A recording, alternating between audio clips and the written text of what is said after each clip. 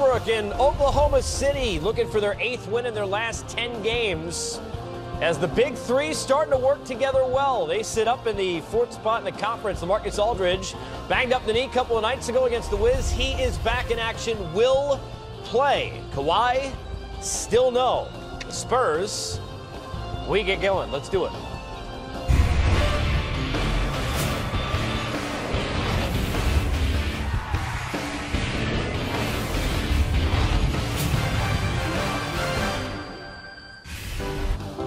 Welcome inside our studios here in Atlanta. We are getting ready for a big double dip. It is the Auto Trader tip-off. Casey Stern with you, and for EJ. All the important folks other than Shaq are down covering college basketball. Hello, Shaquille. I don't do college basketball. I like the glasses, by the way. Appreciate it. I liked your hosting. Oh, I did a good job. Yeah, you did a good job, man. Yeah, you did a good job. You know what they call me, right? Go on, I was like, Greg tell them what they call Mumbles? me. Greg Mumbles? Brian Mumbles. Brian Mumbles. Thanks, Casey. But that was a fun show. We had fun. Oh, yeah, we did. Fun. Did you believe me when I told him that? Yeah. Oh, yeah, it was a great show. We had fun. We was talking about Candace the whole night. Oh, my I saw his voiceover at LeBron. Comedy. It's the truth. Comedy. It's Sister Jean's favorite basketball player. That was college. You brought that What do you in mean? the You NBA? ever bring it in? How did you know? That's what we're doing? We've moved on from crying kids to Sister Jean now. That's where we're at. We've got a lot to get to, but before we do on the basketball side, let's get serious. We're all wearing these pins. It is Autism Awareness Week. It is important, I think, to give all the information that you can. Please get out there and learn more. Log on NBA.com. Guys, obviously, so many families affected by this around the world. It's important to make awareness probably all year, but it's important this week specifically. Autism Awareness Day coming up April 2nd.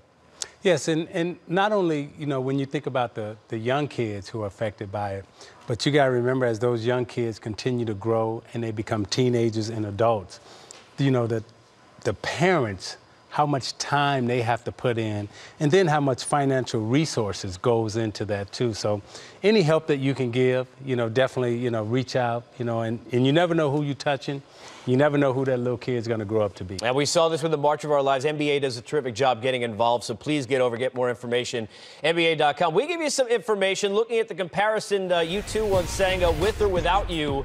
Been two different stories.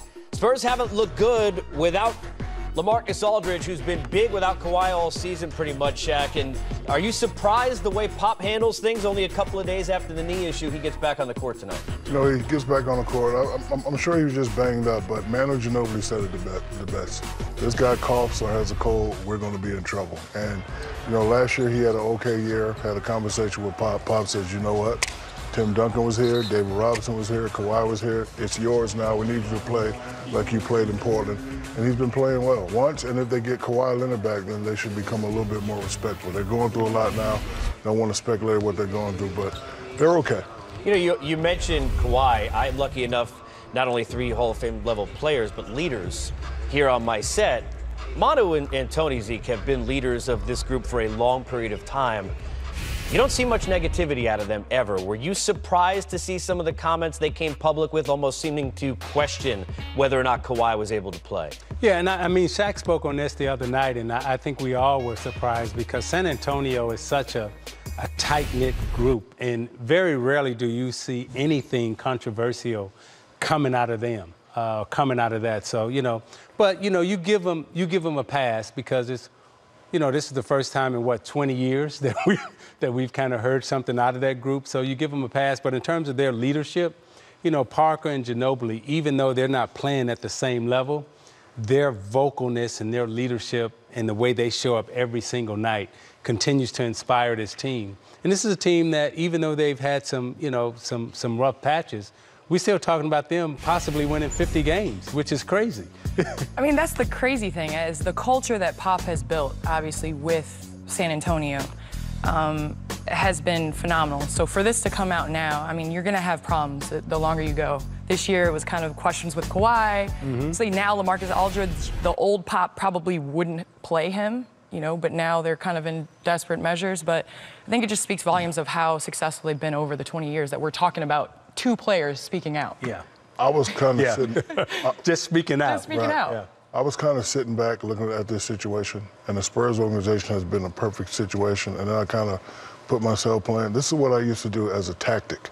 So I think Pop said, hey, say something in the media, spark a little fire, and see if they get. I mean, because a lot of times when me and Kobe used to have our beef, I used to say stuff to the media just to get him to respond, just to get him to play well. So the system is always going to be the system. They're a clean-cut organization. I think this is part of their tactic to get him to play because, when your organization and your doctor say you can play, but then you say, no, my doctor say I can't play, organization don't really like that, right? So his people saying, nah, take it easy. The team doctors are saying, no, you can play, you can play. So I think this is used as a tactic to be like, hey, we don't know what he's going to do. So maybe he'll get mad and be like, oh, you question me as a player. So, maybe he'll come back a little earlier. Communication, I think we all agree, could be better, right?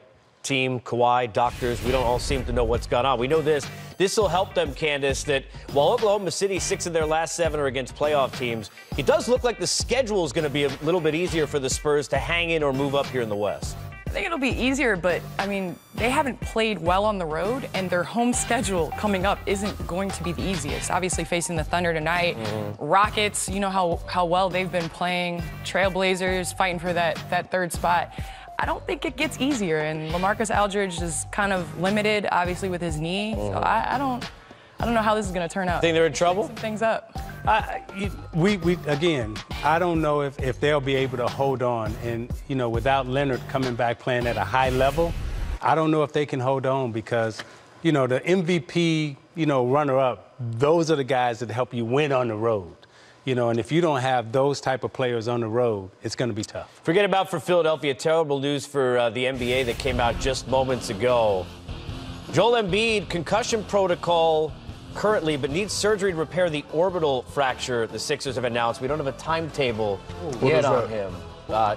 Right under the eye, right? Yeah. Yeah, I mean, it's... So, my medical experience. You're well, I said to dog. Candace, did he break his eye? She said no, that's it. I can fix him, though. You can? With what, icy? Joel Embiid, man up. Rub some of that icy